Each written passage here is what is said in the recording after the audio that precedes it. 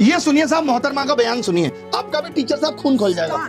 Star teacher, YouTube वाले star teacher, YouTube वाले star teacher, जानना ना कौड़ी, कभी ब्लैक बोर्ड लेकर कुछ एक्सप्लेनर बनाते हैं, खाली व्यूज बटोरते हैं, उटपटांग ग्रैब्स लिखते हैं और उसके बाद से अपने आप को इतना महारथी समझने लगते हैं कि कुछ लोग उनको फॉलो करने लगते हैं उनके तमाशे की वजह से, और फिर वो जाकर जहां पर जो आता है वो बोलते हैं और उसके दम पर फिर वो पैसे वसूलते हैं, छात्रों से वसूलते हैं। बिल्कुल तुम्हारी तरह एकदम बात है। ये जो एक्सप्लेनर बनाने वाले यूट्यूबर्स हैं और जो शिक्षक हैं उनमें फर्क है, वो फर्क सबको समझना पड़ेगा। ये जो आकर पैसों के लिए अपना धंधा बना रहे हैं एजुकेशन को, वो एक तरफ है, और इसी वजह से स्कूल्स, कॉलेजेस, यूनिवर्सिटीज में पढ़ाई नहीं होती है। बच्चों से कह दिया जाता है कि भैया तुम कोचिंग सेंटर कोई ज्वाइन कर लो तभी तुम क्रैक कर पाओगे।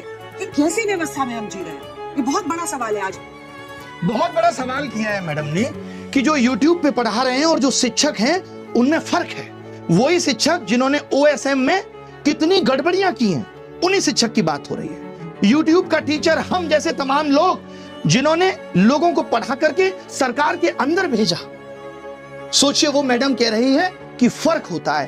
फर्क मैडम रियल मीडिया और आपके जैसी चाटुकारी मीडिया में भी होता है। पता है आपको, ये समझना पड़ेगा। जिस तरीके से आप कह रही ना व्यूज के लिए, आप TRP के लिए किस तरीके से स्टूडियो के अंदर घमासान कराती हैं वो दुनिया ने देखा है कि कोई लॉजिक नहीं, सिर्फ उलूल जुलूल बातें। ये पत्रकारिता है तुम्हारी? इसको नंबर मिलने चाहिए। ये पत्रकारिता है लोगों के लिए। ये देखिए, झालमुड़ी सिर्फ एक स्ट्रीट फूड नहीं है, ये एक इमोशन है। ये इमोशन है झालमुड़ी, ओए होए, एक जज्बात है। गजब पत्रकारिता करती हैं। गलियों की हम आवाज जैसों है, को रेलवे नालायक बोलने के बाद गंगा आपकी किनारे की पत्रकारिता ठंडी तो हवा देखिए, के साथ घुला हुआ कितनी स्वाद गजब है, जिसमें सरसों के तेल की तीखी खुशबू, हाय हाय, सरसों की तेल की तीखी खुशबू, चटपटाहट, उसी की सब सुंदरता मिलकर है साहब। एक ऐसी कहानी बनाते हैं जो हर बंगाली के दिल में बस जाती है। ये जो आपने पोएट्री चिपकाई है ना, कसम से मजा आ गया। सोचिए कैसे कैसे मीम बन रहे हैं तुम लोगों पे।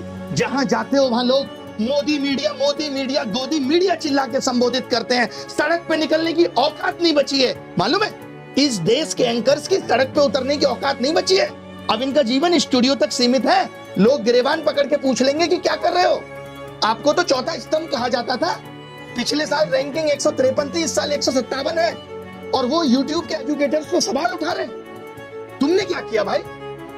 कभी प्रधानमंत्री से तुम सवाल पूछ पाए? 56 इंच सीने के सामने तुम्हारा सीना तो आधा इंच का भी नहीं रहा।